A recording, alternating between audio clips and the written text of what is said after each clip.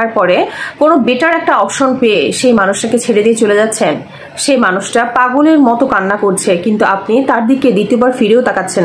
মানুষটা আপনার জন্য কান্না করে বালিশ ভিজাচ্ছে, আপনার শত অবহেলার পরেও কুকুরের মতো আপনার পিছু পিছু ছুটছে।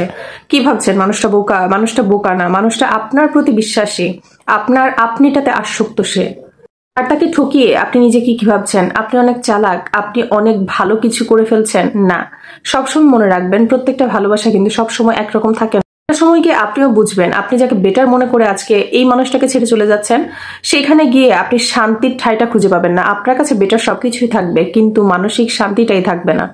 হয়তো জীবনে এমন কোনো পরিস্থিতি আসবে যাকে বেটার ভেবে তার হাত ধরে আপনি চলে গিয়েছিলেন, ওই বেটার পার্সনটা হয়তো আপনার থেকে বেটার কাউকে পেয়ে আপনাকে ফেলে রেখে চলে যাবে।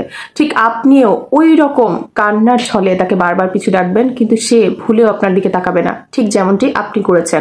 সময় কি জানেন, না পারবেন আপনি সইতে, না পারবেন কাউকে কইতে। তাই কখনোই কোনো ভালোবাসার মানুষকে ছোট করে অবহেলা করে ছেড়ে চলে যাবেন না। একটা অ্যাট্রাস নামে একটা মুভি দেখেছিলেন প্রিয়াঙ্কা চোপড়ার, যে জীবনে অনেক সাকসেস অর্জন করার জন্য, অনেক ফেম কামানোর জন্য, অনেক টপ লেভেলে যাওয়ার জন্য নিজের যে ভালোবাসার মানুষটা ছিল ওই মানুষটাকে ছেড়ে চলে গিয়েছিল। কিন্তু একটা সময় গিয়ে একটা সময় পরে সে সাকসেস পায়, ফেম পায়, সবকিছু পায়, অঢেল টাকার সম্পত্তির মালিক সে হয়ে যায়, কিন্তু সে যে মানসিক শান্তিটা বা একটা পারিবারিক যে শান্তির জায়গা, সেই জায়গাটা সে খুঁজে পাচ্ছিল না। তখন সে তার পুরনো সেই প্রেমিককে বারবার বলছিল, আমি তোমাকে ছেড়ে এসে জীবনের সবকিছু অর্জন করতে পেরেছি, কিন্তু তোমার মতো ভালোবাসার একটা মানুষকে এখন পর্যন্ত অর্জন করতে পারিনি। এটা আমার জীবনের সব থেকে বড় ব্যর্থতা। সবসময় বেটার বেটার বেটার কিছু কেন খুঁজছেন?